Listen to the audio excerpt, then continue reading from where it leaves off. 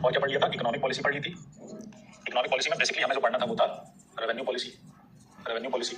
और आज हम देखेंगे मिलिट्री पॉलिसी, आज हम देखेंगे मिलिट्री पॉलिसी, ठीक है, यानी सैन्य नीति, सैन्य नीति, ठीक है। चलो भाई अच्छी बात है। तो राजस्व नीति, राजस्व नीति और राजनैतिक, राजनैतिक नीति। राजनैतिक नीति में हमने क्या क्या पढ़ा था, राजनैतिक नीति में क्या पढ़ा था हमने, क्या क्या पढ़ा राजनैतिक नीति में, जल्दी बताओ। सहायक संधि और क्या पढ़ा है, सहायक संधि। कौन थे सहायक संधि के प्रणेता, सहायक संधि के प्रणेता कौन थे, रुको पहले तुम लोग काम जो है वो ऑनलाइन टेस्ट लेते हैं अभी। सहायक संधि के प्रणेता कौन थे, सहायक संधि इंट्रोड्यूस करने वाला कौन था, वेलेस्ली, ठीक है। सबसे पहला राज्य जिसने जो है वो सहायक संधि पर हस्ताक्षर किया वो कौन था, सबसे पहला राज्य जिसने सहायक संधि पर हस्ताक्षर किया वो कौन था, हैदराबाद, बिल्कुल सही, हैदराबाद। और सहायक संधि का टाइम पीरियड बताओ, सहायक संधि का टाइम पीरियड बताओ, कब से कब तक, वेलेस्ली कब से कब तक रहेगा, जब तक वो सहायक संधि चलाएगा, सहायक संधि कब तक चलाएगा, 1798 से 1805, ठीक है, अच्छी बात है। अब आप एक बात बताइए, सहायक संधि जो थी इसमें सबसे इंपॉर्टेंट फैक्टर क्या था कि जो राज्य इस पे साइन करते थे क्या वो अपनी सेना रख सकते थे या नहीं रख सकते थे, क्या वो अपनी सेना रख सकते थे या नहीं रख सकते थे, नहीं रख सकते थे, बिल्कुल ठीक है। फिर दूसरी हमने पढ़ी थी सर्वोच्चता की नीति, दूसरी हमने पढ़ी थी सर्वोच्चता की नीति। इसमें क्या पढ़ा हमने, किसने चलाई थी, किसने चलाई थी सर्वोच्चता की नीति, किसने चलाई थी, पॉलिसी ऑफ सुप्रीमेसी चलाई लॉर्ड हेस्टिंग्स। तो क्या ये आगे के गवर्नर जनरल के टाइम पर भी चली, क्या ये आगे के गवर्नर जनरल के टाइम पर भी चली थी, बिल्कुल चली थी। लॉर्ड हेस्टिंग्स का टाइम कब से कब तक था, 1813 से 1819, ठीक है। इसके लॉर्ड हेस्टिंग्स के टाइम पर इंपॉर्टेंट घटनाएं क्या क्या हुई थी, लॉर्ड हेस्टिंग्स के टाइम पर इंपॉर्टेंट घटनाएं क्या क्या हुई थी, कौन कौन से चीजों को जो है वो एक्वायर किया गया, इंपॉर्टेंट घटनाएं बताइए। थर्ड एंग्लो मराठा वॉर, बिल्कुल सही है, थर्ड एंग्लो मराठा वॉर। और क्या हुआ था, बर्मा का war, Anglo Nepal war, Anglo Nepal war. Third Anglo Maratha war कब से कब तक हुआ, थर्ड एंग्लो मराठा वॉर कब से कब तक हुआ,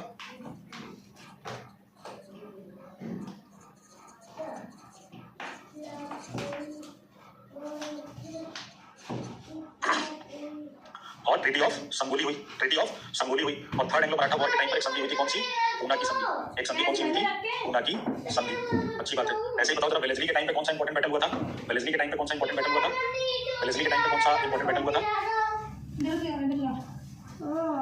फोर्थ एंग्लो मैसूर, सही है, फोर्थ एंग्लो मैसूर वॉर, है ना।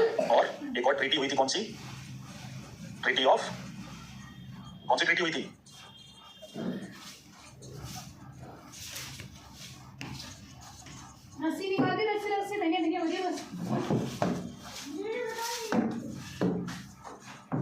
और सेकंड एंग्लो मराठा वॉर भी इसी के टाइम पर हुआ था, सेकंड एंग्लो मराठा वॉर भी इसी के टाइम पर हुआ था, ठीक है, अच्छी बात है। सर्वोच्चता की नीति में आगे और जो है वो कुछ कुछ पॉइंट हुए, जैसे एंग्लो नेपाल वॉर हुआ, सॉरी एंग्लो अफगान वॉर हुआ, एंग्लो अफगान वॉर हुआ, कब से कब तक हुआ, गवर्नर जनरल कौन था, कब से कब तक हुआ, गवर्नर जनरल कौन था,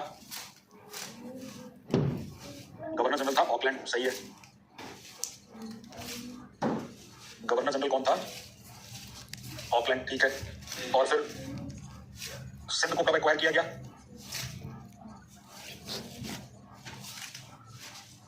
सिंध को कब एक्वायर किया गया, 1843, गवर्नर जनरल एलन बरो, गवर्नर जनरल एलन बरो, ठीक है। और उसके अलावा सर्वोच्चता की नीति में क्या हुआ, डलहौजी का स्टेटमेंट बताओ क्या था, डलहौजी का स्टेटमेंट क्या था, डलहौजी का स्टेटमेंट क्या था, डलहौजी का स्टेटमेंट बताइए। मुगलों को लाल किला खाली करना पड़ेगा, सही है, मुगल्स को रेड फोर्ट खाली करना पड़ेगा। और डलहौजी के टाइम पर पंजाब को भी क्या कर लिया गया था, जीत लिया गया था, 1848-49 में पंजाब को जीता गया। और उसके अलावा कैनिंग का स्टेटमेंट क्या था, कैनिंग का स्टेटमेंट क्या था, कैनिंग का स्टेटमेंट क्या था, कैनिंग का स्टेटमेंट क्या था कि बहादुर शाह जफर लास्ट रूलर होंगे, लास्ट रूलर होंगे। अब जितनी बातें मैंने आपको बताई हैं, अगर आपको ये सारी बातें पता थी तब तो आप सही ट्रैक में, लेकिन जितनी बातें ये अभी हुई हैं और आप इसको नहीं जानते हैं या आपसे गलत हुआ है, इसका मतलब आपके पास रिवीजन की कमी है। और अब आपको मेरी बात बहुत ध्यान से सुननी चाहिए, जब मैं बार बार कहता हूं कि रिवीजन रिवीजन रिवीजन, यही एक चीज है जो आपको सिलेक्शन दिलाएगी। जिसका भी बीपीएससी टीआरई या बीपीएससी टीआरई 2 या 1.0 ये 2 नंबर 3 नंबर 4 नंबर से रुका हुआ है, इसका मतलब है वो मेरे 2 फॉर्मूले पे ध्यान नहीं दे रहा है। फॉर्मूला नंबर 1 कि आपको टारगेट क्या बनाना है, 25 30 30 का, जीएस में 25, सब्जेक्ट 1 में 30, सब्जेक्ट 2 में 30 और फॉर्मूला नंबर 2 आपको ज्यादा से ज्यादा क्या करना है, रिवीजन करना है और कुछ नहीं करना है। क्या क्या रिवीजन करेंगे, क्या क्या रिवीजन करेंगे? जनरल पेपर के लिए क्या करना है, बीपीएससी के जितने क्वेश्चन आए हैं पीसीएस वाले और टीआरई वाले सभी सब्जेक्ट्स में, सब आपके पास होने चाहिए, सब आपको याद होने चाहिए। और सब्जेक्ट में क्या करना है, सब्जेक्ट में जितना हम आपको पढ़ाए हैं वो आपको याद होना चाहिए, चाहे वो क्लास के अंदर हो, चाहे वो नोट्स हो, वन लाइनर हो, चाहे वो आपका टीपीपी हो, टॉपिक प्रैक्टिस पेपर हो, सब आपका क्या होना चाहिए, अच्छे से रेडी होना चाहिए, है ना। तो मैं मान के चल रहा हूँ कि रेवेन्यू पॉलिसी को क्या ही पूछूंगा आप लोगों से, है ना। केवीएस हमारे संदेश वाले भैया उनके लिए भी यही बात है भाई। मैं एक एग्जाम का उदाहरण देकर बता रहा हूँ। केवीएस एमबीएस हमारे वालों के लिए क्या है, जितना पढ़ा रहे हैं वो आपको अच्छे से पता होना चाहिए। प्रीवियस ईयर आप उनके देखे होने चाहिए। मेरी एक बुक है जो मैंने DSSB केवीएस एमबीएस हमारे के लिए निकाली है, वो अगर नहीं है आपके पास तो उसको ऑर्डर कर दीजिए और उसको मंगा लीजिए अपने पास। जिनको भी DSSB केवीएस एमबीएस हमारे देना है वो बुक आपके पास होनी चाहिए। उसमें DSSB के सारे पेपर हैं, आपसे केवीएस में भी सवाल आएगा, उसमें एमबीएस के पेपर हैं, हमारे के पेपर हैं, केवीएस के पेपर हैं, आपसे क्वेश्चन आएगा। जीके जीएस की बुक आने वाली है, जीके जीएस की बुक आने वाली है। चलो तो आज जो है वो हम क्या करेंगे, आज हम क्या करेंगे, सैन्य नीति करेंगे। आज क्या करेंगे, सैन्य नीति, मिलिट्री पॉलिसी। क्या करेंगे, मिलिट्री पॉलिसी, ठीक है। अब देखो मिलिट्री पॉलिसी के अंदर ईयर याद नहीं हो रहा है, समझ नहीं आ रहा कैसे याद करें। याद कर रही हो इसीलिए याद नहीं हो रहा है। अगर उसको 2 रीडिंग 3 रीडिंग 4 रीडिंग करोगी और जो उसके साथ घटनाएं बताए हैं उसको करोगे तो अपने आप जो है क्या होगा, सब याद हो जाएगा। चलो छोड़ो, सुनो मेरी बात। मिलिट्री पॉलिसी में तुमने एक चीज देखा कि सहायक संधि जब कर रहे थे अंग्रेज, तो सहायक संधि में वो क्या कर रहे थे कि स्वतंत्र सेनाएं रखने के लिए मना कर रहे थे और राजाओं को कह रहे थे या तो अपनी सेना कम कर लीजिए या फिर सेना हटा दीजिए, हम आपको रेजिमेंट भेज रहे हैं। तो ऐसे में एक बात बताओ, जो लोग सोल्जर्स का काम कर रहे होंगे पहले से, उनकी तो नौकरी चली गई। तो ऐसे में उनके पास 2 रास्ते हैं। एक रास्ता उनके पास ये है कि वो अपने गांव वापस चले जाएं, अपने घरों की तरफ वापस लौट जाएं और खेती करना शुरू कर दें। और खेती की हालत बहुत बढ़िया चल रही थी, खेती की हालत बहुत बढ़िया चल रही थी नहीं। तो ऐसे में खेतों पे और दबाव पड़ेगा, जोत का आकार और छोटा हो जाएगा। तो क्या ये चीज उनके लिए सही होगी कि वो अपने घरों की तरफ वापस लौट जाएं? ऐसा नहीं कि सब लोग गए नहीं, बहुत सारे लोग गए पर वो वहां और परेशान हुए। तो सैनिक जो किसान बने वो और ज्यादा परेशान हुए उस व्यवस्था से। और दूसरा रास्ता ये था कि वो ईस्ट इंडिया कंपनी में क्या करने लगे, सैनिक के तौर पर, सैनिक के रूप में कार्य करने लगे, कार्य करने वाले भारतीय बन जाए। ऐसे में क्या ईस्ट इंडिया कंपनी को बहुत सारे सैनिकों की जरूरत है क्या? ऐसे में ईस्ट इंडिया कंपनी को बहुत सारे सैनिकों की आवश्यकता है क्या? नहीं। तो उसे जितनी जरूरत होगी वो उतने ही सैनिक रखेगी। ईस्ट इंडिया कंपनी को जितनी जरूरत होगी, जितनी डिमांड होगी उतनी ही सप्लाई करेगी, क्योंकि डिमांड कम है और सप्लाई क्या है, ज्यादा है। बेरोजगारों की संख्या ज्यादा है, नौकरी कम है। तो जब डिमांड कम होती है, सप्लाई ज्यादा होती है, तो प्राइस पे क्या असर पड़ता है, प्राइस पे क्या असर पड़ता है? जब डिमांड कम होती है, सप्लाई ज्यादा होती है, तो पॉलिसी प्राइस पे क्या असर पड़ता है, प्राइस कम हो जाती है। प्राइस क्या हो जाती है, कम हो जाती है। अगर हम प्राइस को सैलरी मान लें तो आप बताइए सेना में काम करने वालों की सैलरी ज्यादा होगी या कम होगी? सेना में काम करने वालों की सैलरी ज्यादा होगी या कम होगी? सर आपको लगता है क्या हम एक बार में तैयारी निकाल लेंगे? नहीं निकाल लोगे, मैं हूं ना यार, मैं बचा लूंगा। कम होगी। तो जो ईस्ट इंडिया कंपनी की पॉलिसी थी उसके अंदर डिफॉल्ट क्या था, उस पॉलिसी के अंदर डिफॉल्ट क्या था, कमी क्या थी? तो कमी नंबर 1 क्या था कि काम ज्यादा था और सैलरी कम थी। काम ज्यादा और वेतन कम, काम ज्यादा और वेतन क्या था, कम था। और जब आपसे काम ज्यादा लिया जाए और आपको वेतन कम दिया जाए तो क्या आपको अपना जीवन अच्छा लगेगा? सर इस पैसे केवीएस कवर हो जाएगा कि नहीं? नहीं कवर होगा। केवीएस वाले बच्चों के लिए मैंने ओरिएंटेशन क्लास की, तो केवीएस के बच्चे अपनी ओरिएंटेशन क्लास जरूर देखें। केवीएस पीजीटी सोशल साइंस का जो बैच है उसमें जाके ओरिएंटेशन क्लास जरूर देखें। तो मैंने ओरिएंटेशन क्लास ली है, उसमें ज्योग्राफी की क्लास हो रही है ऑलरेडी और इकोनॉमिक्स की शुरू हो गई है, मंडे से शायद शुरू हो जाएगी या हो गई होगी। मेरी अभी क्लास उसमें नहीं शुरू हुई है, मेरी क्लास अभी उसमें 21 अप्रैल से शुरू होगी।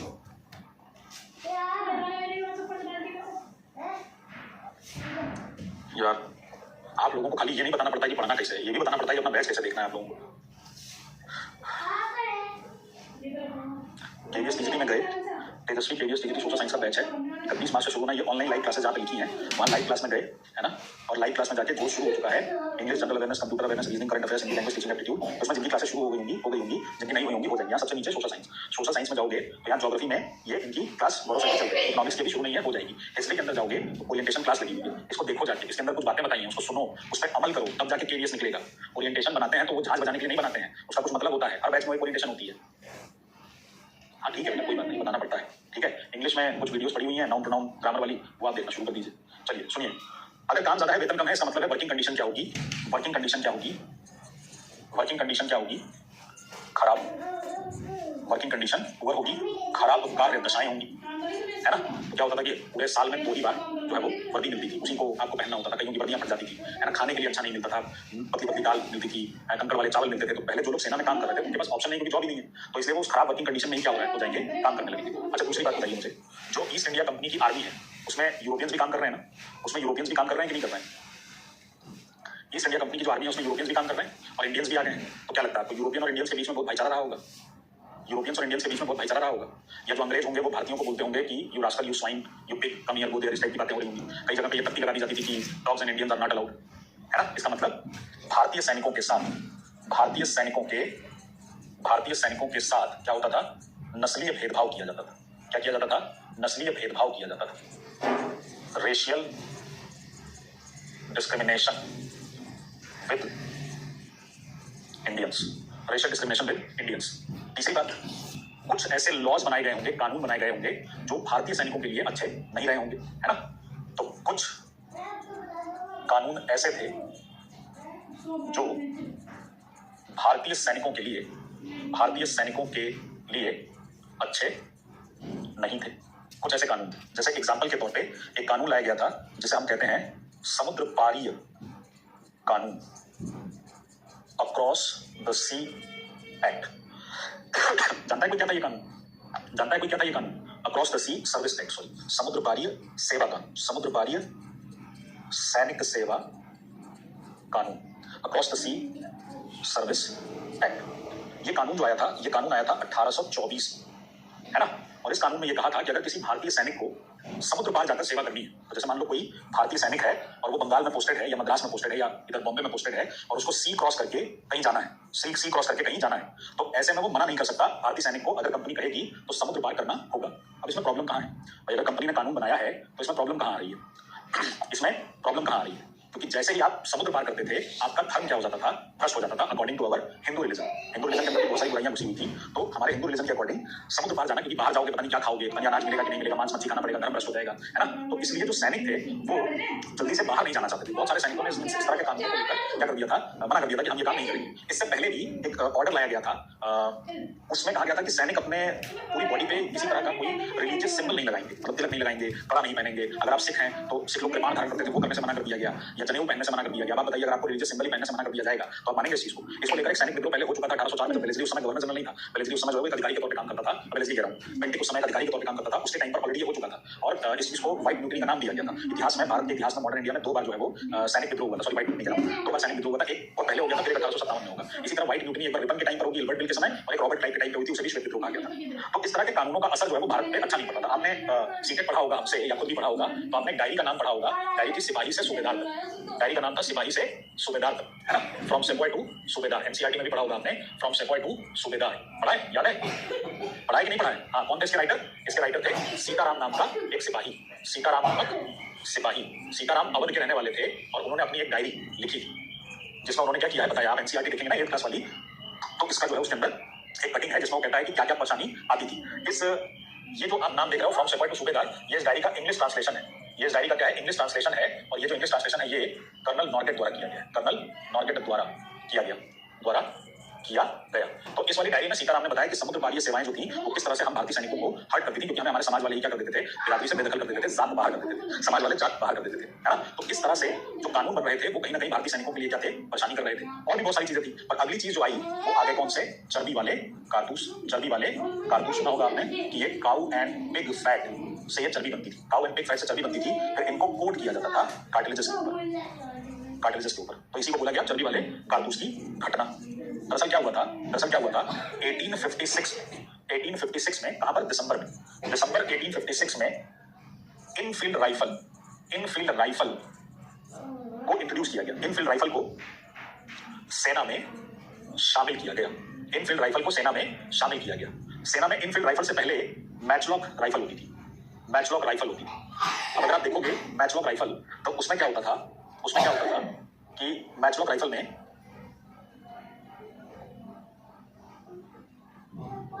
जो मैचलॉक राइफल होती थी, इसमें क्या करना होता था? ये इस तरह की राइफल होती थी, तो इसमें हम यहाँ पे, जैसे इस वाले में देख रहे हो, यहाँ पे आप क्या करते थे? गन पाउडर रखते थे और फिर इसको माचिस से जलाया जाता था या किसी चीज से जलाया जाता था। तो ये रस्सी जब जलती थी तब जाकर इसको क्या होता था? फायर किया जाता था।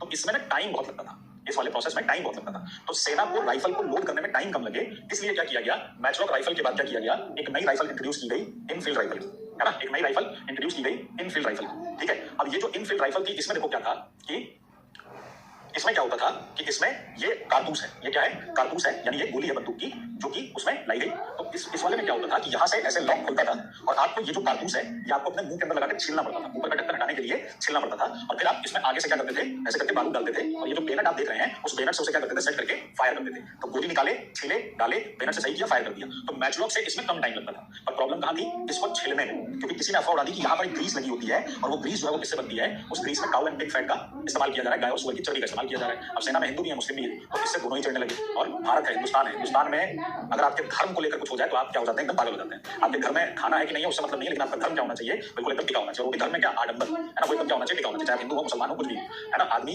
बहुत ज्यादा डिराइव होता है रिलीजन से इंडिया। तो जैसे ही ये बात पता चली, तो इसका क्या होने लगा, विरोध होने लगा। तो इनफील्ड राइफल को लेकर जब विरोध शुरू हो गया चारों तरफ, तो किसानों सैनिकों को लगा कि ये जानबूझ के क्या कर रहे हैं सर, ऐसा काम कर रहे हैं जिससे हमारा क्या हो जाए, धर्म भ्रष्ट हो जाए। आपने एनसीईआरटी में एक और पढ़ा होगा, माझा प्रवास नाम की बुक, माझा प्रवास नाम की बुक पढ़ा था, माझा प्रवास पढ़े हो एनसीईआरटी में? कौन लिखा था माझा प्रवास? विष्णु भट्ट गोडसे, विष्णु भट्ट गोडसे। और माझा प्रवास के अंदर ऐसे नियमों की लिस्ट दी हुई थी जिस नियमों के बेसिस पे अंग्रेज जो है वो क्या कर रहे थे, भारतीयों का धर्म भ्रष्ट करने की कोशिश कर रहे थे, और ये ऐसा इनको शक था। तो विष्णु भट्ट गोडसे जो है वो अपने चाचा जी के साथ कहीं जा रहे थे किसी समारोह में पार्टिसिपेट करने, उन्होंने बोला गया कि वापस चले जाओ, माहौल बिगड़ने वाला है और विद्रोह होने वाला है। तो उस सारी बात उन्होंने उसके अंदर बताई है। इन सारे पॉइंट्स को लेकर क्या हुआ था, परेशानी तो पहले से चल रही थी। परेशानी दरअसल यहीं से चल रही क्योंकि आपकी पॉलिसी में डिफॉल्ट है। और ये क्या बन गया, ये जो घटना थी ये क्या बन गई, ये घटना बन गई तात्कालिक कारण। ये घटना क्या बन गई, तात्कालिक कारण बन गई, इमीडिएट रीजन बन गया, इमीडिएट रीजन बन गया, इमीडिएट रीजन बन गया, तात्कालिक कारण बन गया, जिसकी वजह से क्या हुआ, 1857 का विद्रोह शुरू हुआ, है ना। तो सैनिकों ने ये प्लान बनाया कि हम जो है वो क्या करेंगे, हम इसको नहीं मानेंगे, हम इसका इस्तेमाल नहीं करेंगे। सैनिक जो है वो क्या होने लगेंगे, नाराज। और जब सैनिक नाराज होंगे तो आपको पता है क्या हो जाएगा, रिवोल्ट ऑफ 1857, रिवोल्ट ऑफ 1857 हो जाएगा। क्या हो जाएगा, रिवोल्ट ऑफ 1857। दरअसल ये घटना कहां से शुरू होगी, बैरकपुर से। बैरकपुर में मंगल पांडे था, और मंगल पांडे ने जो है वो इस चीज को स्टार्ट किया, और उसकी वजह से क्या होगा, फिर आगे प्रॉब्लम बढ़ती चली जाएगी, और धीरे धीरे क्या होगा, अंग्रेजों के खिलाफ एक प्रॉपर विद्रोह क्या हो जाएगा, शुरू हो जाएगा। तो रिवोल्ट ऑफ 1857 ही हमारा क्या होगा, नेक्स्ट क्लास का टॉपिक होगा, नेक्स्ट क्लास का टॉपिक होगा, जो हम मंडे को क्या करेंगे, कवर करेंगे। अब हम रिवोल्ट ऑफ 1857 पे बढ़े, उससे पहले हम आपको एक और पॉलिसी समझाना चाहते हैं, जो है ट्राइबल पॉलिसी। इस पर अलग से बात करेंगे क्योंकि इससे क्वेश्चन आ जाते हैं ट्राइबल पॉलिसी पे। ये जो है वो आपका DSSB और BPSC और यूपी जैसे एग्जाम्स के लिए बड़ा फेमस है ना। ट्राइबल पॉलिसी का मतलब हो गया क्या, आदिवासी नीति। पहले समझ लेते हैं कि आदिवासी नीति थी क्या, फिर हम लोग इस पर चर्चा करेंगे कि कौन कौन से आदिवासी विद्रोह हुए जिनसे एग्जाम्स में सवाल आ जाते हैं, ठीक है। नहीं, मैं कहीं नहीं जा रहा भाई, हम कहीं नहीं जा रहे, सुनो, ठीक है। ट्राइबल पॉलिसी, आदिवासी नीति। अब अगर मैं आपसे पूछूं कि ट्राइबल कौन है, तो आप बोलोगे सर ट्राइबल वो हैं जो जंगलों में रह रहे हैं। आदिवासी कहां रहते हैं, जंगलों में निवास करते हैं। जंगलों में क्या करते हैं, निवास करते हैं। और ये इन जंगलों का प्रयोग शुरू से कर रहे हैं, एंशिएंट पीरियड से ट्राइबल्स जंगलों का प्रयोग कर रहे हैं। मैंने आज ही आपको जिन लोगों ने एनसीईआरटी फिल्टर देखी होगी, मॉडर्न एडमिनिस्ट्रेशन के बारे में जब बात की थी, तो उसमें कहा था कि जंगलों को काफी हद तक स्वतंत्रता मिली थी और वो लोग गिफ्ट्स देते थे। तो पुराने समय से ही राजे महाराजे जो भी रहते थे ना, वो इन ट्राइबल के अंदर रह रहे लोगों को बहुत ज्यादा छेड़ते नहीं थे, अंटिल अनलेस वो ये कहे कि भाई किसी ने विद्रोह कर दिया, या जब मुगल आए तो उन्हें लगा कि सब पे उनका कंट्रोल होना चाहिए, उन्होंने भी ट्राइबल्स को इतना नहीं छेड़ा, बल्कि उनको एडमिनिस्ट्रेशन में जगह भी दी। तो जो ट्राइबल जंगल का शुरू से यूज कर रहे हैं, ईस्ट इंडिया कंपनी ने क्या किया, ईस्ट इंडिया कंपनी का मानना था कि समस्त भूमि किसकी है, सरकार की है। जब कोई कंपनी ये मान रही है कि समस्त भूमि सरकार की है, तो इसका मतलब ये है कि फॉरेस्ट पर भी क्या होगा, उन्हीं का अधिकार होगा। इस पर पूरा एक चैप्टर ही अलग से भी पढ़ाएंगे, फॉरेस्ट पर उन्हीं का क्या होगा, अधिकार होगा, फॉरेस्ट पर उन्हीं का क्या होगा, अधिकार होगा। तो ऐसे में अगर कोई फॉरेस्ट को यूज कर रहा है, तो ट्राइबल्स क्या करते थे, आदिवासी क्या करते थे, आदिवासी जंगलों का इस्तेमाल करते थे, आदिवासी जंगलों का इस्तेमाल करते थे, आदिवासी जंगलों का प्रयोग करते थे। और जब आदिवासी जंगलों का प्रयोग करते थे, तो कंपनी ने इस पर टैक्स की मांग की। कंपनी ने कहा कि जंगलों पर भी हमारा अधिकार है और हम इस पर क्या करेंगे, आपसे टैक्स लेंगे, हम इस पर क्या करेंगे, आपसे टैक्स लेंगे। अब आप बताइए, क्या आदिवासियों को ये बात समझ में आएगी, क्या आदिवासियों को ये बात समझ में आएगी?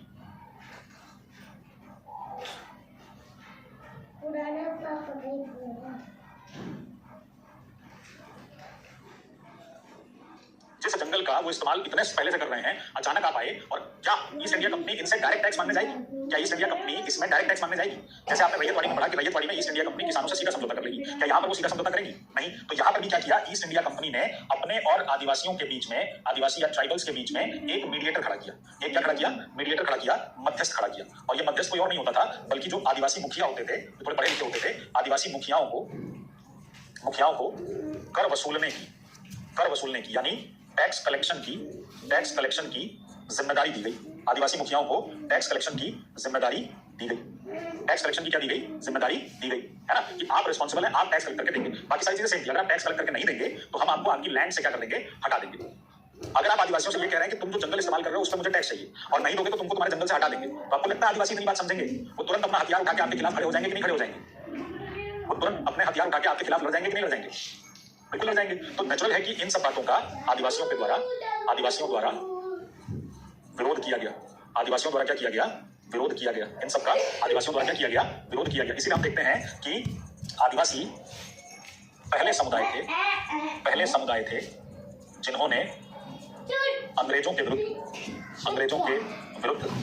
संगठित विद्रोह किए, ऑर्गेनाइज्ड रिवोल्ट किया, संगठित विद्रोह किए, है ना, ऑर्गेनाइज्ड रिवोल्ट किया, संगठित विद्रोह किए। तो इसीलिए आप देखते हो कि आपको समय समय पर हर आदिवासी समुदाय के क्या दिखने लगते हैं, रिवोल्ट देखने को मिलते हैं।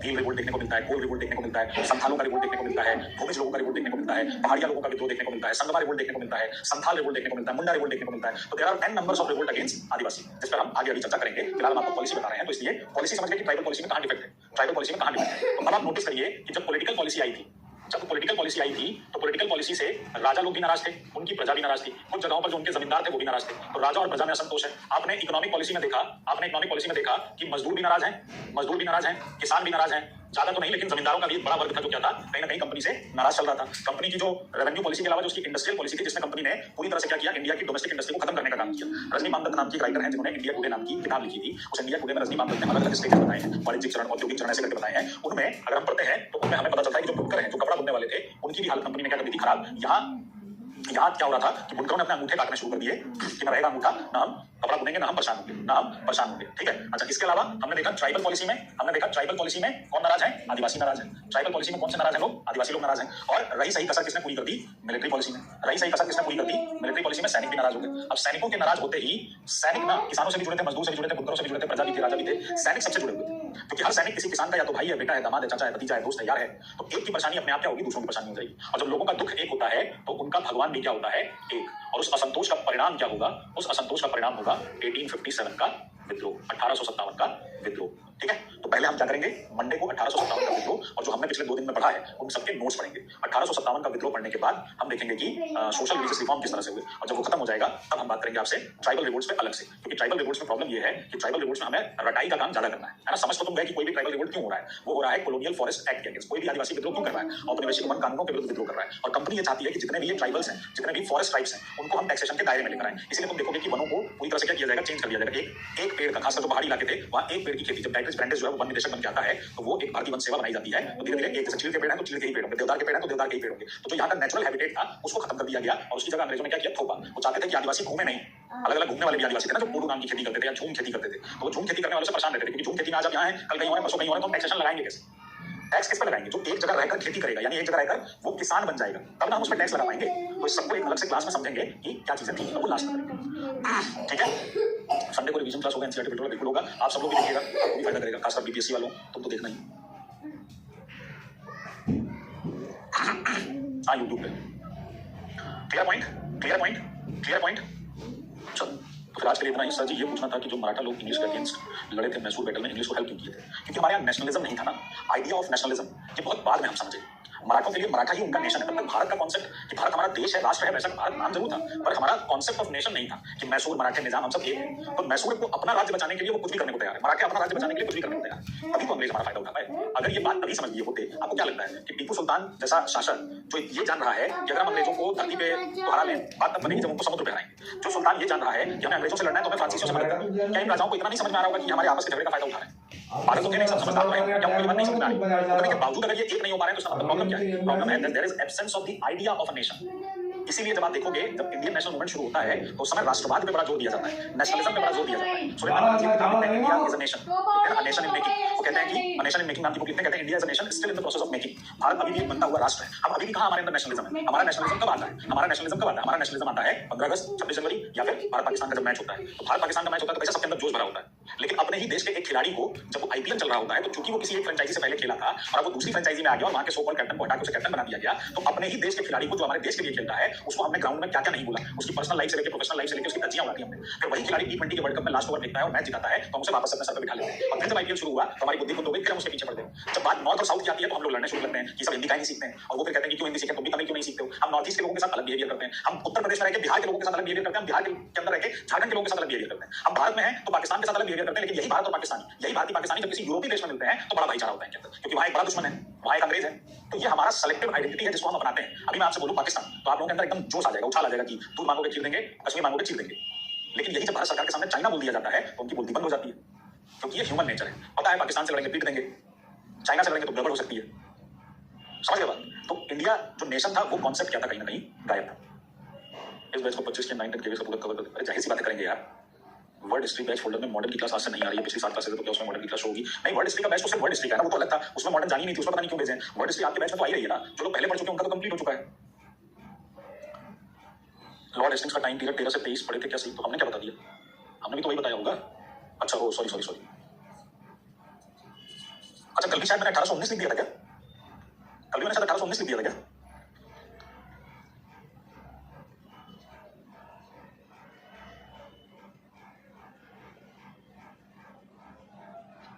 तो रेवेन्यू पॉलिसी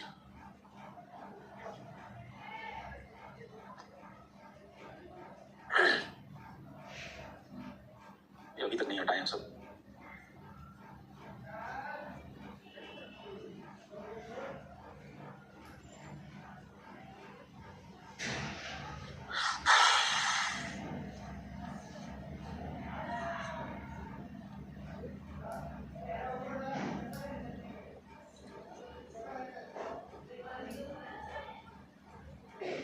उसमें देख लेना, अगर मैंने वो लिखवाया होगा तो उसको ठीक कर लेना, ठीक है?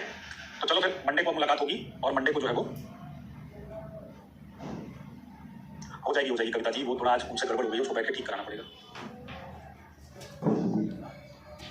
हाँ राहुल, कर देंगे अपडेट। कल थोड़ा रिलैक्स रहेगा, कल क्लासेस नहीं होंगी तो आज रात में बैठ के, आज रात में नहीं, कल करूँगा बैठ के। Sir last time junior digital का भी क्लास उपलब्ध? हाँ बिल्कुल।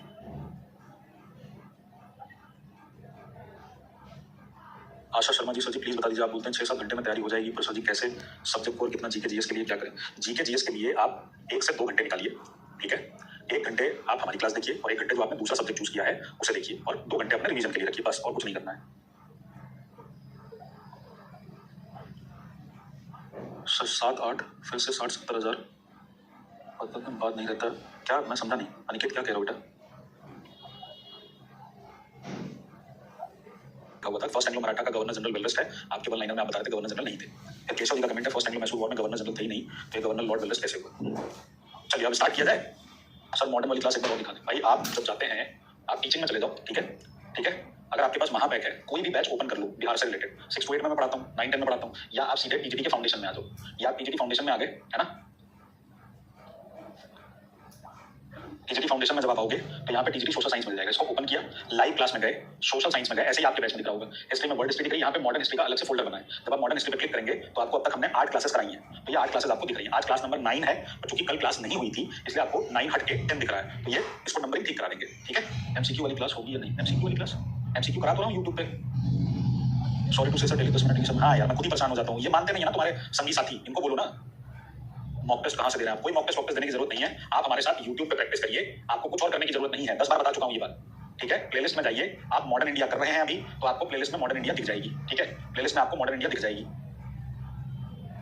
तो वहां से आप हमारे साथ मॉडर्न इंडिया की प्रैक्टिस करिए। ये रही व्यू फुल प्लेलिस्ट करेंगे, ये रहा मॉडर्न इंडिया। आपकी अब तक 1 2 3 4 5 आज ये 6ठी क्लास थी जिसमें मैंने टेस्ट टाइप लिया था। आप में से जिन लोगों ने टेस्ट अटेम्प्ट नहीं किया, आपको मॉक टेस्ट देना है ना, इस क्लास को जाओ खोलो और मॉक टेस्ट दो, इस क्लास को ओपन करो, मॉक टेस्ट दो। आपको सिर्फ ये वाली सीरीज फॉलो करनी है जो मैं आपके क्लासेस के हिसाब से करा रहा हूँ। अभी आपको 1857 नहीं पढ़ाया है तो यहाँ पर अभी मैंने 1857 पे क्लास नहीं ली है। कल जब हम लोग 1857 पढ़ लेंगे तब हम यहाँ क्लास लेंगे, ठीक है? चलिए अब हो गया तो मैं शुरू करूँ? चलो मैं सुनूंगा ही नहीं किसी की, चैट ही प्राइवेट कर दे रहा हूँ। चलो तो हम लोगों ने ईस्ट इंडिया कंपनी की नीतियां, है ना, ईस्ट इंडिया कंपनी की नीतियां की, और इसमें कुछ आपको एक्स्ट्रा पॉइंट्स, जैसे आप नाम देख रहे होगे सर जॉन शोर, इनका टाइम पीरियड देखो 1793 से 98 तक था, ठीक है? आपको याद होगा थर्ड एंग्लो मैसूर वॉर जब हुआ था तो उस समय गवर्नर जनरल कौन था? थर्ड एंग्लो मैसूर वॉर जो है उस समय गवर्नर जनरल कौन था? कमेंट करके बताओ।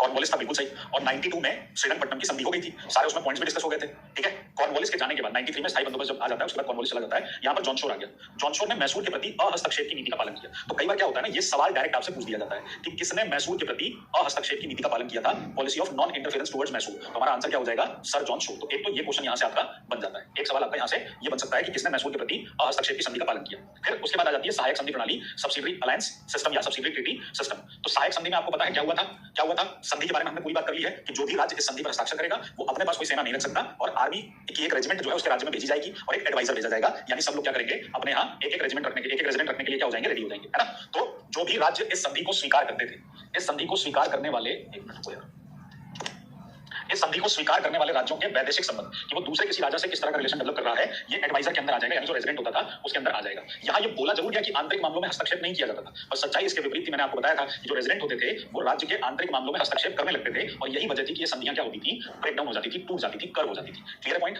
Clear point.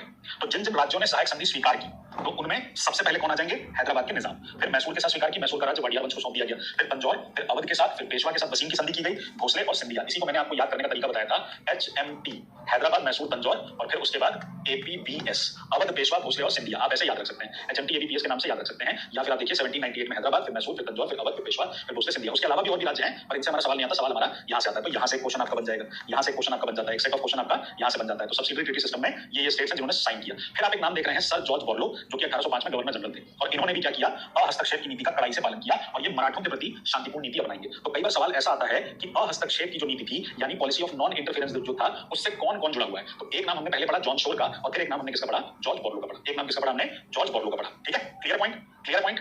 फिर उसके बाद नाम आता है लॉर्ड हेस्टिंग्स का, और आपको पता है कि लॉर्ड हेस्टिंग्स ने क्या किया, अहस्तक्षेप की नीति को कैंसिल कर देगा और कौन सी पॉलिसी लाएगा, ब्रिटिश प्रभुसत्ता की पॉलिसी लाएगा, यानी policy of supremacy, policy of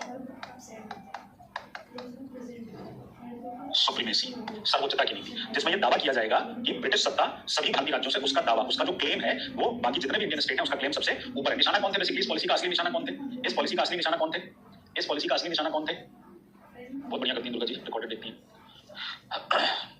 आरती दास कह रही हैं इंडियंस। वाह आरती दास जी, बहुत बढ़िया आपने जवाब दिया कि हमने इंडियंस बोल दिया। अब आप समझ लीजिए कि इसमें आपको क्या चुनना है, हम तो पूरा देश का नाम ले लिए।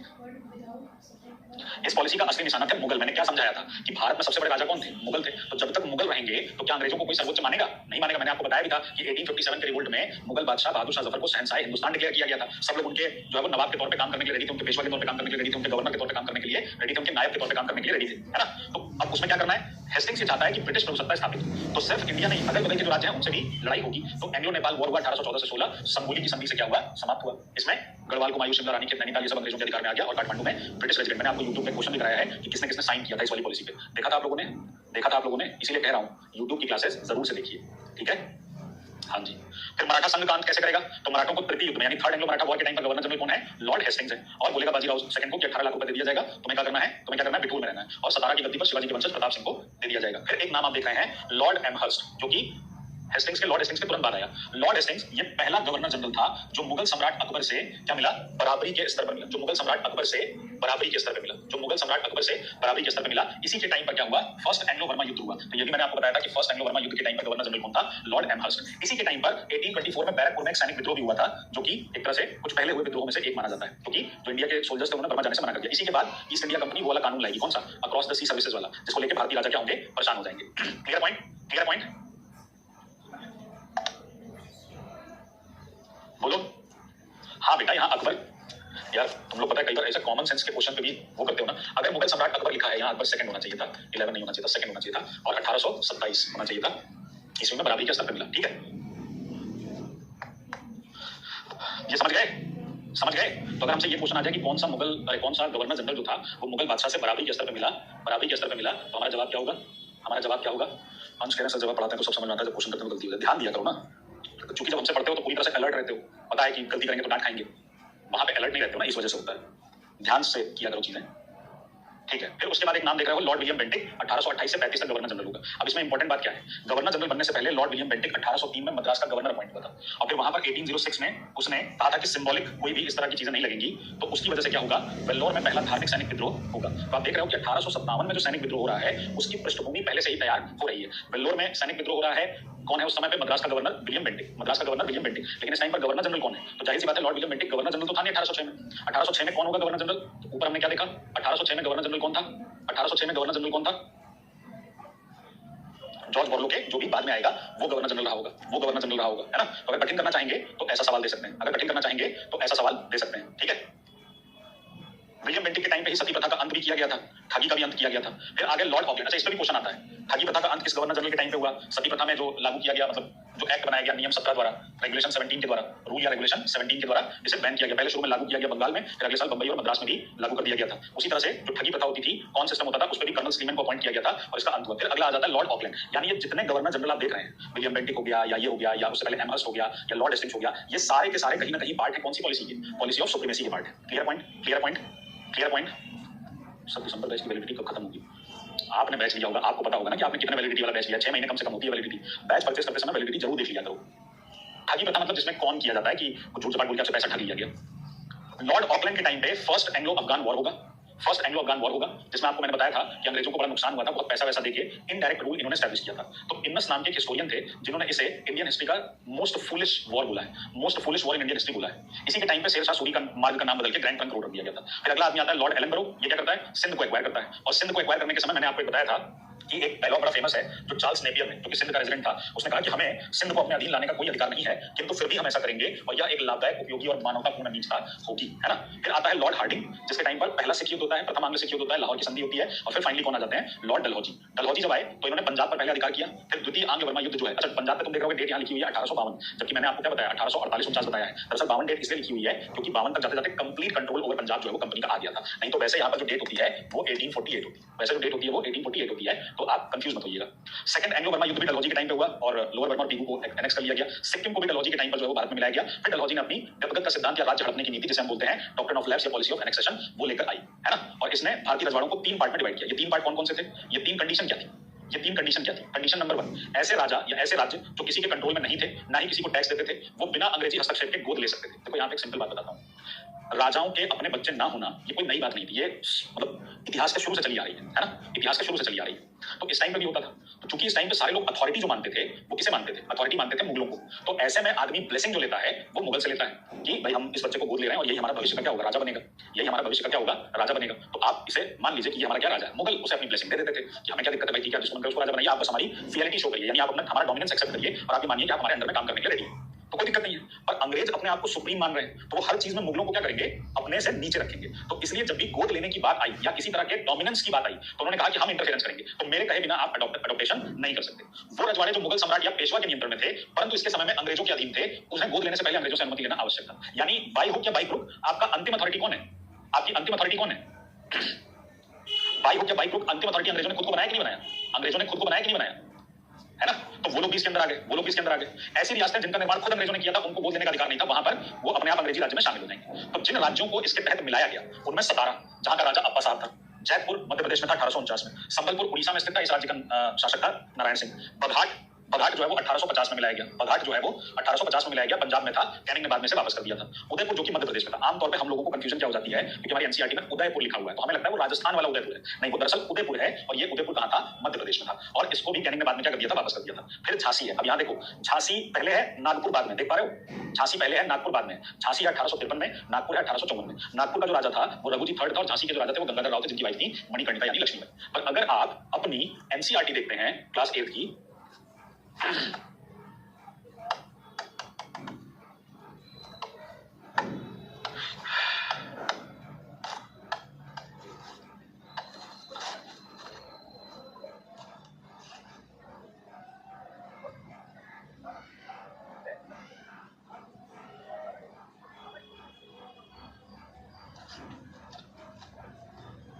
एक तो यार मैंने इंटरनेट कनेक्शन से बड़ा परेशान हूं। तो एनसीईआरटी में ना नागपुर पहले लिखा गया है और झांसी बाद में लिखा गया है, नागपुर पहले लिखा गया है और झांसी बाद में लिखा गया है। तो इसलिए आप ये चीज याद रखिएगा कि जैसा क्वेश्चन आए वैसा काम करना। आमतौर पे याद यही रखना चाहिए कि झांसी पहले था, नागपुर बाद में था। सेकंड वाला झांसी पहले था, नागपुर बाद में था, पर एनसीईआरटी में झांसी को पहले सॉरी नागपुर को पहले और झांसी को बाद में रखा गया है। हटा दिए क्या सब नहीं एनसीईआरटी, इतना पता नहीं क्या क्या चेंज कर दिए हैं। यहाँ पे आपको रेजिडेंट सबके बारे में पता चल जाएगा, है ना। रेजिडेंट सबके बारे में पता चल जाएगा। यहाँ सर्वोच्चता का दावा मिल जाएगा, यहाँ से ये सब चीजें मिल जाएगी, मिलेगी। देखो देखा, तो यहाँ देखो क्या लिखा हुआ है, सतारा, संबलपुर, फिर उदयपुर लिख दिया है, फिर नागपुर है, फिर झांसी है, फिर नागपुर है, फिर झांसी है, ठीक है। जबकि मैंने आपसे कहा कि झांसी 1853 में और नागपुर जो है 1854 में था। फिर अवध को क्या होता है?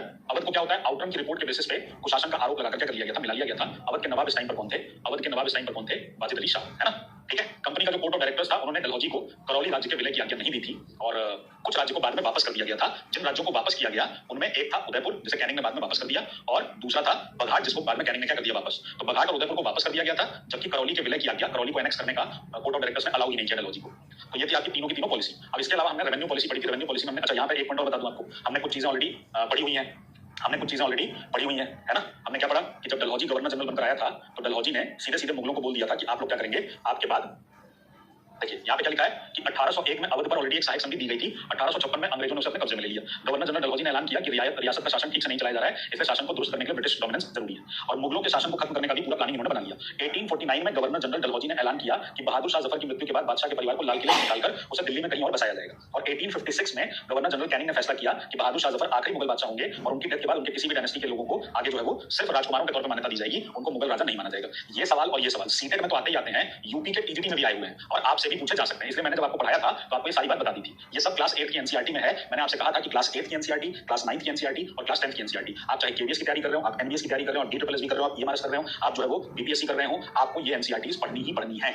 इसमें से सवाल आए या ना आए, हमें इसलिए पढ़ना है क्योंकि कोई भरोसा नहीं है, ये कभी भी हमें क्या हो सकता है, यहाँ से क्वेश्चन पूछे जा सकते हैं। पर फिर मैंने आपसे कहा था कि आप में बहुत सारे लोग होंगे जिनके पास समय नहीं होगा इनको पढ़ने का, तो आपके पास अगर समय है तो आप पढ़िए, नहीं समय है तो आपको क्या करना है, जितना हम आपको बता रहे हैं, जितना हम आपको पढ़ा रहे हैं, आपने ये भी पढ़ा है, आपने ये भी पढ़ा है, आपने ये भी पढ़ा है, ऐसा कुछ नहीं है जो आप नहीं पढ़े इसमें से।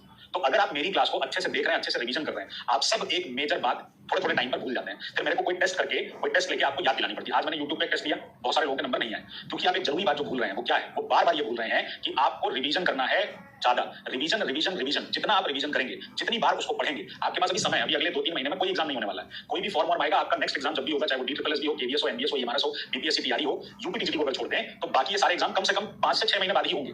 तो ऐसा नहीं है कि आपके पास समय नहीं है, तो आप ढंग से चीजों को रिवाइज करिए। आपका लग रहा है तो आप अपने हाथ से नोट्स बना लीजिए कि अगर वैलिडिटी खत्म करने वाली है तो आप उसे अपने हाथ से नोट्स बना लीजिए। लेकिन आप इस बात को समझिए, जैसे ज्योति प्रिया जी हैं, सर वर्ड हिस्ट्री का 500 क्वेश्चन अपडेट नहीं किए, सर प्लीज अपलोड कर दीजिए।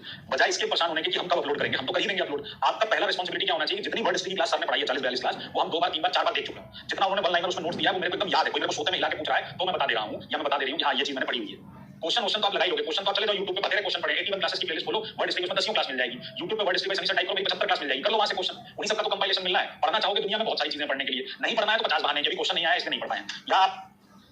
यहाँ आप जाइए जरा, यहाँ पे सर्च बटन में लिखिए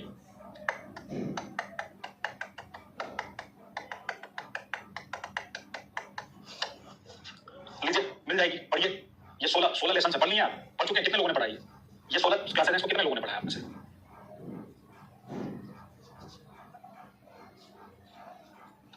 तो जिसने नहीं पढ़ा वो पढ़े, जिसने नहीं पढ़ा वो पढ़े। ये वाली मैराथन पढ़िए, 7 दिन 7 मैराथन पढ़िए, इसको पढ़िए। 100 सवाल में संपूर्ण सामाजिक विज्ञान पढ़िए, सब जगह मिलेगा आपको। आप पढ़ना चाहेंगे आपको 75 चीजें मिल जाएंगी, नहीं पढ़ना है तो दुनिया भर की चीजें बताने के लिए। क्या समय क्या हुआ ना, हमारा नोट्स अपडेट नहीं हो पाया, सर क्वेश्चन नहीं अपडेट कर पाए तो हम इसलिए पढ़ नहीं पाए मम्मी। तो लैंड रेवेन्यू सिस्टम को पहले समझ लीजिए। 1757 में प्लासी का बैटल हुआ है ना, और प्लासी के बैटल के बाद कंपनी को 24 परगने की जमींदारी मिल गई। किससे? मीर जाफर से। पढ़ा हमने, 24 परगने की जमींदारी मिली। फिर 1760 में कंपनी को बंगाल के नवाब मीर कासिम से बर्दवान, मिदनापुर और चटगांव के क्षेत्रों से भू राजस्व वसूलने का अधिकार मिला। फिर उसके बाद बक्सर का बैटल होता है और 1765 में इलाहाबाद की संधि से शाह आलम द्वितीय से बंगाल, बिहार और उड़ीसा की दीवानी मिल गई। बंगाल, बिहार और उड़ीसा की दीवानी मिल गई। अब क्लाइव को यह समझ में आया कि हम यहाँ से टैक्स क्या कर सकते हैं, कलेक्ट कर सकते हैं। तो बंगाल में क्या शुरू हो गया, डुअल गवर्नेंस शुरू हो गया, द्वैध शासन। कब से कब तक चला? 65 से 72 के बीच। इस दौरान अंग्रेजों ने उप दीवान भी बनाए, जैसे मोहम्मद रजा खान को बंगाल का नायब दीवान बनाया। बंगाल का क्या बनाया गया? नायब दीवान बनाया गया। और कहा गया ज्यादा से ज्यादा हमें क्या करना है, लैंड रेवेन्यू कलेक्ट करना है। इसलिए वसूली जो है वो किस पे दे दी गई? कॉन्ट्रैक्ट पे, जिसे हम इजारेदारी कहते हैं, ठेके पे देना। एक फर्मियर रिपोर्ट बनाई गई थी जिसमें कहा गया था किस तरीके से लैंड रेवेन्यू के कलेक्शन में करप्शन बढ़ा है और उसका असर किसानों पर पड़ रहा है। नतीजा हुआ कि 1770 का जब अकाल पड़ा तो 1/3 जनता क्या हो गई, मर गई वहां की। 1772 में अंग्रेजों ने कहा कि अब हम खुद ही दीवानी का काम करेंगे, अब हम क्या करेंगे, खुद ही टैक्स कलेक्ट करेंगे। और इसके लिए क्या किया गया, 1772 में 5 साल का बंदोबस्त शुरू हुआ, यानी 5 सालों के लिए टैक्स कलेक्शन क्या हुआ, स्टार्ट हुआ। नीतू कुमार निराला जी पूछ रही है डुअल रूल क्या है, एक बार समझा दीजिए प्लीज। तुम लोग क्लास में नहीं रहते हो क्या? डुअल गवर्नेंस का मतलब हो गया 2 लोगों का शासन। दीवानी का अधिकार बक्सर के बैटल के बाद 1765 में जब ईस्ट इंडिया कंपनी को मुगल एम्परर शाह आलम सेकंड से दीवानी का राइट मिला था, तो दीवानी राइट का मतलब होता है राइट टू रेवेन्यू कलेक्शन, राजस्व इकट्ठा करने का अधिकार। ये जो राजस्व इकट्ठा करने का अधिकार मिला, ये चला गया कंपनी के पास। और दूसरी तरफ जो निजामत का अधिकार था, यानी लॉ एंड ऑर्डर मेंटेन करने का अधिकार था, वो बंगाल के नवाब के पास था। तो एक ही बंगाल में 2 लोग 2 काम कर रहे हैं। एक आदमी कानून व्यवस्था संभाल रहा है और दूसरा आदमी रेवेन्यू को कलेक्ट कर रहा है। तो इसीलिए इसको बोला गया डुअल गवर्नेंस। ठीक है, लियोनेस कर्टिस ने सबसे पहले इस्तेमाल किया था इसका। और पंचशाला बंदोबस्त में क्या हुआ, जो सबसे ऊंची बोली लगाएगा, लगान वसूली का अधिकार उसी को दिया जाएगा। 1776 में बंदोबस्त को खत्म किया गया और फिर से 1777 में 1 साल का बंदोबस्त शुरू हुआ कि हर साल हम टैक्स कलेक्ट करेंगे। और इतने नंबर ऑफ ऑफिसर नहीं थे, उसके लिए रेवेन्यू बोर्ड भी बनाया गया, पर काम नहीं चला। नतीजा ये होगा कि 1793 में स्थायी बंदोबस्त क्या हो जाएगा, स्टैब्लिश हो जाएगा। और जब स्थायी बंदोबस्त स्टैब्लिश होगा तो कॉर्नवालिस बंगाल का गवर्नर जनरल बनकर आएगा और यही इसको क्या करेगा, शुरू करेगा। ठीक है, इसमें कॉर्नवालिस को जॉन शोर और जेम्स ग्रांट एक दूसरे के विचार के विरोधी मिल जाएंगे। जॉन शोर का मानना था कि जमींदार भूमि के असली स्वामी होने चाहिए और उन्हीं को हमें क्या करना चाहिए, टैक्स कलेक्शन का जिम्मेदारी देनी चाहिए। ग्रांट मानता था कि सारी जो भूमि है वो सरकार की है और जमींदार इसमें सिर्फ क्या है, टैक्स कलेक्टर है। कॉर्नवालिस जो है वो शोर के विचार से ज्यादा सहमत था, तो इसलिए वो ग्रांट के विचार को नहीं मानेगा और फिर वो क्या करेगा, स्थायी बंदोबस्त शुरू कर देगा 22 मार्च 1793 को। 10 साल के लिए क्या कर दिया जाएगा, फिक्स कर दिया जाएगा। इसी को हम हिंदी में इस्तमरारी या परमानेंट सेटलमेंट इंग्लिश में कहते हैं, परमानेंट सेटलमेंट इंग्लिश में कहते हैं। इस व्यवस्था में सदैव के लिए निर्धारित कर दिया गया, कहा गया कि लगान का 10/11 भाग सरकार का, लगान का 10/11 भाग सरकार के पास जाएगा और 1/11 भाग जमींदारों को दिया जाएगा, है ना। 1794 में सूर्यास्त कानून बना और उसमें बोला गया कि अगर टाइम पे लगान नहीं आया तो जमींदारी क्या हो जाएगी, नीलाम हो जाएगी। कहां लागू हुआ, तो बंगाल, बिहार, उड़ीसा, वाराणसी, गाजीपुर और उत्तरी कर्नाटक, टोटल इसमें जो आता था वो ब्रिटिश इंडिया का 19% एरिया आता था। कहां लागू हुआ, फिर से ध्यान से देखिए, बंगाल, बिहार, उड़ीसा यानी बंगाल प्रेसिडेंसी, उसके अलावा वाराणसी, गाजीपुर और उत्तरी कर्नाटक, साउथ में भी उत्तरी कर्नाटक। फिर रैयतवाड़ी सिस्टम, रैयतवाड़ी सिस्टम को सबसे पहले क्या हुआ था, 1792 में कर्नाटक के 12 माइल डिस्ट्रिक्ट में कर्नल रीड के द्वारा लागू किया गया। अलेक्जेंडर रीड और टॉमस मुनरो दो लोग थे। टॉमस मुनरो जब मद्रास का गवर्नर बना, अब अगेन देखिए यहाँ पर 1820 ईस्वी में मद्रास का गवर्नर लिख दिया और मैंने आपको एनसीईआरटी में 1819 दिखाया। इसमें क्या क्या विशेषताएं थी रैयतवाड़ी में, तो रैयतवाड़ी में विशेषताओं की अगर बात की जाए वैसे तो बहुत सारी थी, पर हमें 2-3 पॉइंट्स जो याद रखने हैं। सरकार और किसानों के बीच में कोई मीडिएटर नहीं है, यानी ईस्ट इंडिया कंपनी डायरेक्ट क्या करेगी, ईस्ट इंडिया कंपनी डायरेक्ट क्या करेगी, किसानों से समझौता करेगी।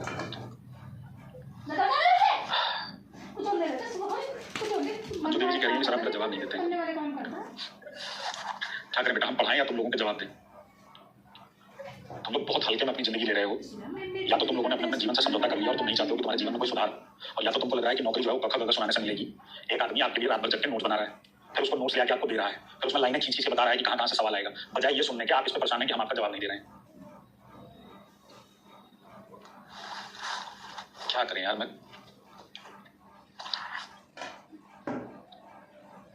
छोड़ो यार, तुम लोग रहने दो। आप एक काम करना, इसको पढ़ लेना, ठीक है, इसको पूरा पढ़ लेना, वैसे भी लास्ट पेज है, इसके बाद मालवाड़ी है, इसको आप पढ़ लीजिएगा। मतलब सारी चीजें आपने पढ़ी हैं, नोट्स चुकी देना है, आपसे वादा किया नोट्स देने के लिए, तो नोट्स आपके पास पहुंचा दे रहा हूँ, तो आप पढ़ लीजिए। और कल हम लोग जो है वो रिवोल्ट ऑफ 1857 करेंगे। कल हम लोग क्या करेंगे, रिवोल्ट ऑफ 1857 करेंगे, ठीक है। कल हम लोग क्या करेंगे, रिवोल्ट ऑफ 1857 करेंगे, ठीक है। पूछिए अपना सवाल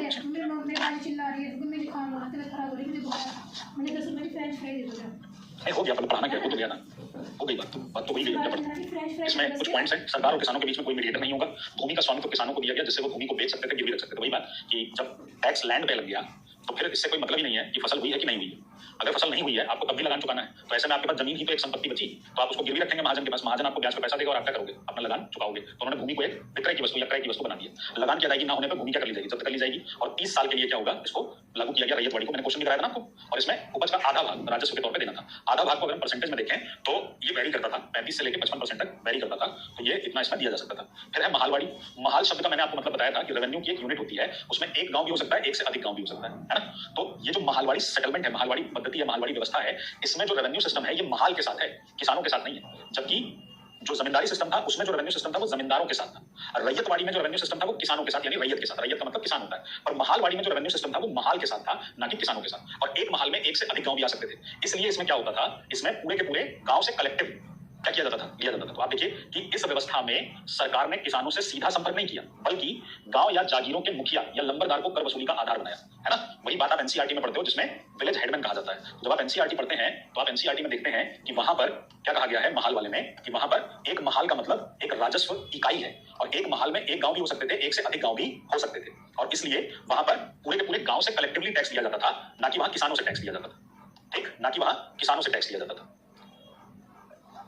ठीक है। मैकेंजी को विश्वास था कि उत्तर भारतीय समाज में गांव एक महत्वपूर्ण सामाजिक संस्था है और उसको बचाए रखना चाहिए। तो उसके आदेश पर कलेक्टरों ने गांव-गांव घूमना शुरू किया, जमीन की जांच की, खेतों को नापा और विभिन्न समूहों के रीति रिवाजों को दर्ज किया। गांव के एक-एक खेत की अनुमानित राजस्व को जोड़कर हर गांव, अब ये लाइन बहुत इंपॉर्टेंट है, गांव के एक-एक खेत के जो भी पॉसिबल रेवेन्यू आ सकता था उनको जोड़कर हर गांव या ग्राम समूह, जिसे महाल बोला जाता था, से वसूल होने वाले राजस्व का हिसाब लगाया गया। और फिर इसमें जमींदार के बजाय गांव के मुखिया को जिम्मेदारी सौंप दी गई।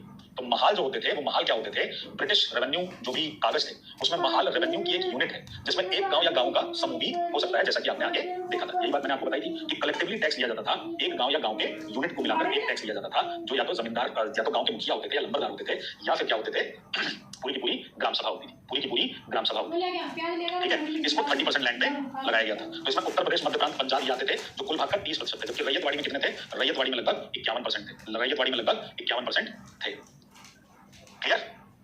ब्रिटिश भारत की 51% भूमि आई। तो अगर हम परसेंटेज ऑफ लैंड के अकॉर्डिंग देखें तो सबसे बड़ी व्यवस्था क्या होगी, रैयतवाड़ी 51% पार्ट पे, फिर उसके बाद क्या आ जाएगा, महालवाड़ी यानी 30% लैंड पे, और फिर आपका इसमें स्थायी बंदोबस्त 19% लैंड पे। तो 51, 30 और 19 जोड़ दोगे तो 100% हो जाएगा। ठीक है, कौन सी व्यवस्था कब लागू हुई अगर उसके आधार पर देखोगे तो सबसे पहले परमानेंट सेटलमेंट यानी स्थायी बंदोबस्त, फिर उसके बाद रैयतवाड़ी, इसलिए मैंने सेकंड नंबर पे रैयतवाड़ी लिखा है, और फिर तीसरे नंबर पे आपकी क्या आ जाती है, महालवाड़ी। तीसरे नंबर पे आपकी क्या आ जाती है, महालवाड़ी व्यवस्था आ जाती है। अब एक काम करिएगा, इसको अच्छे से पढ़ लीजिएगा, इसको अच्छे से पढ़ लीजिएगा, आई बात समझ में, इसको अच्छे से पढ़ लीजिएगा। और मैंने अपने हमारे YouTube चैनल पे जो प्लेलिस्ट है मिडीवल इंडिया की, उस मिडीवल इंडिया की प्लेलिस्ट को जाकर ये जो पार्ट 5 है इसको जब देखोगे, इसको जब ओपन करोगे तो इसमें हम पॉलिसी से रिलेटेड क्वेश्चंस कराए हैं। इसमें हम पॉलिसी से रिलेटेड क्वेश्चंस कराए हैं, जैसे सबसे अधिक बोली लगाने वाले भूमि राजस्व को वसूल करने का अधिकार प्रारंभ किसने किया, क्लाइव ने किया, है ना। फिर वॉरेन हेस्टिंग्स ने क्या किया, पंचशाला पद्धति लेकर आया। तो सारे के सारे सवाल मैंने इसमें कराए हैं। मुझे नहीं पता क्यों मॉक टेस्ट के लिए इतना परेशान रहते हैं। मॉक टेस्ट की किताब बना रहा हूं अभी जनरल पेपर की, वो कर लीजिएगा। क्वेश्चन आपको प्रैक्टिस करने के लिए देता ही हूं ऐप पे, वो कर लीजिए। नहीं तो मैं यूट्यूब पे तो आपको क्वेश्चन करा ही रहा हूं। तो कौन सा मॉक टेस्ट है जो आप दे रहे हो, कौन तैयार कर रहा है, क्या वो आपको करा रहा है। मैंने बिहार में, मैं नाम नहीं लेना चाहता किसी कोचिंग का, पर बिहार की जो सो कॉल्ड बड़ी बड़ी कोचिंग हैं जो अपने आपको बताते हैं कि बहुत बड़ी कोचिंग है, हजारों की संख्या में बच्चे पढ़ते हैं, मैंने पॉलिटी की वहां की टेस्ट देखी। आपके बीच में हमारे स्टूडेंट होंगे जो पढ़ रहे हैं, उनके पॉलिटी के टेस्ट में एनसीईआरटी से रिलेटेड एक को सवाल नहीं है, और आपके एग्जाम में एनसीईआरटी से कम 20 सवाल आएंगे 40 में से। तभी तो लोगों का पॉलिटी में स्कोर नहीं आ रहा है। और जब हम आपको पढ़ाएंगे, आप पढ़ेंगे, तब आपको लगेगा कि हाँ यार, ये तो हम सुने नहीं थे कभी, यही तो सवाल आया था। तो पेशेंस रखना सीखिए, घबराइले गुल्लर ना पाकेला, गुल्लर पाके में समय लगेगा। ठीक हो, तो घबराने से कुछ नहीं होता है, चीजों को समय के हिसाब से करते हैं। जो बच्चे पहले पढ़े हुए हैं, सेलेक्ट हुए हैं, मेरे से पढ़ के जिनका सिलेक्शन हुआ है, तो किए होंगे ना, वहां पे जाके वो सिक्का उछाल उछाल के तो आंसर नहीं दिए होंगे। तो जब आप पढ़ेंगे आपको सारे क्वेश्चन मिलेंगे। तो मुझे नहीं पता कौन सा मॉक टेस्ट दे रहे हैं, कौन सा ऐसा मॉक टेस्ट है जिसको देने के लिए आप इतना परेशान है। मैंने इतिहास का भी मॉक टेस्ट देखा है बिहार के सो कॉल्ड धुरंधर लोगों का, और मैंने पॉलिटी का भी देखा हुआ है, और वो क्या करा रहे हैं अपने मॉक टेस्ट में वो भी मैंने देखा हुआ है। उससे ज्यादा तो आप अगर हमारी यूट्यूब की क्लास देख लेंगे ना, वहां से आपको डायरेक्ट क्वेश्चन मिल जाएगा। यूट्यूब पे इतना मटेरियल मैंने आप लोगों के लिए दिया हुआ है प्रैक्टिस करने के लिए कि जिसका कोई अंत नहीं है। आप करो ना यूट्यूब से प्रैक्टिस, क्यों पड़े हुए मॉक टेस्ट के चक्कर में। जब करना होगा तो मैं हूं ना यार, यहाँ पे मैं कराऊंगा ना, काहे लिए परेशान हूं। हम सारे तीर अपने तर्कस के एक बार में नहीं दिखा देते हैं, समझ में आ गई बात। पता है मुझे यार नीलम, मैं जानता हूं ये सब बात। वो खाली जिस कंपनी का नाम तुम बता रहे हो वो नहीं, बिहार तक में हमारे क्वेश्चन छप रहे हैं। लेकिन ठीक है, कोई नहीं, ज्ञान पहुंचने से मतलब है, जैसे मंदिर वैसे पहुंचे। सर वर्ड हिस्ट्री की 25 क्लास दिख रही है, आपने बोला 42 क्लास। मैं सही में सर पीट लूंगा अपना। अरे बेटा, किसी बैच में जब पढ़ाया होगा, थोड़ी लंबी लंबी क्लासेस नहीं होंगी, उसमें 25 क्लास में हो गया होगा। किसी बैच में 40-45 मिनट की क्लासेस, जैसे आज ही अभी 8:56 हो रहा है, तो मैं क्या लगता है इसमें कितनी देर पढ़ा पाए। 20 मिनट तो तुम लोग इसी सब बकवास में खा गए। तो ऐसे ही वो बैच टू बैच क्लासेस का नंबर वेरी कर जाता है। किसी क्लास में मैंने मॉडर्न इंडिया 10 क्लास में पढ़ा दिया है, आपका हो सकता है 12-13 क्लास हो जाए। तो ऐसा थोड़ी ना कि जिसको 25 क्लास में पढ़ाया उसको कम पढ़ाया, और तुमको बड़ा प्यार है तुमसे, हम तुमको बहुत ज्यादा पढ़ा रहे हैं। हद कर रहे हो यार। हाँ भाई, 42-25 मेरे को तो क्लास भी नहीं याद रहती, क्लास गिन के थोड़ी ना पढ़ाता हूँ मैं। बीपी के तो मरीज सब बनाई दिए हैं, मैं बता रहा हूँ। मैं ना घर आके मारूंगा अगर किसी का रिजल्ट नहीं आया ना। इतना मेरा जो खून चूसते हो तुम लोग हर दिन, इतने के बाद अगर रिजल्ट नहीं आया ना, तो सोचना मैं नंबर यहाँ सबका है, सबका पूरा फॉर्म भरे हुए हो, मैं घर आके पीटूंगा। क्लास डाउनलोड करके रख सकते हैं, पता नहीं भाई, मेरे को नहीं पता। क्लास डाउनलोड करोगे तो हो सकता है वैलिडिटी खत्म होने के बाद क्लास हट जाए। अरे इतना मत सोचा करो यार, पढ़ाई है नौकरी मिलेगी, काश कहने का मौका नहीं देना चाहिए, और कहीं अपना बचा लेना पैसा। पढ़ाई में पैसा बचाना है सबको। चलो तो अब ये पढ़ लेना, अब ये रख लेना, इसको ये अपलोड कर दे रहा हूँ, जो अभी कर दे रहा हूँ, तुम्हारे सामने ही अपलोड कर दे रहा हूँ।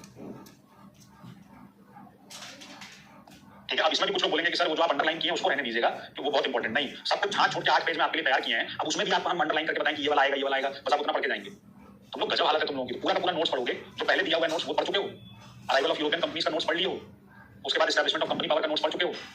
जिसने पढ़ा है ईमानदारी से बताओ, तुम्हारे क्वेश्चन बन रहे हैं कि नहीं बन रहे हैं, क्वेश्चन तुमको मिल रहे हैं कि नहीं मिल रहे हैं। अभी तुम लोगों को डाउट, पता नहीं किस चीज का डाउट रहता है। चलो तो भाग जाए तुम लोग, हट जाओ मेरे सामने से, दिखो मत तुम लोग, मैं इरिटेट हो रहा हूँ तुम लोगों को देख के।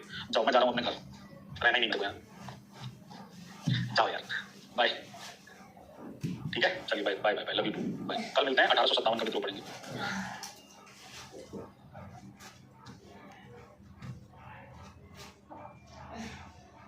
मैं मिट्टी पानी उठा कर क्या खा रही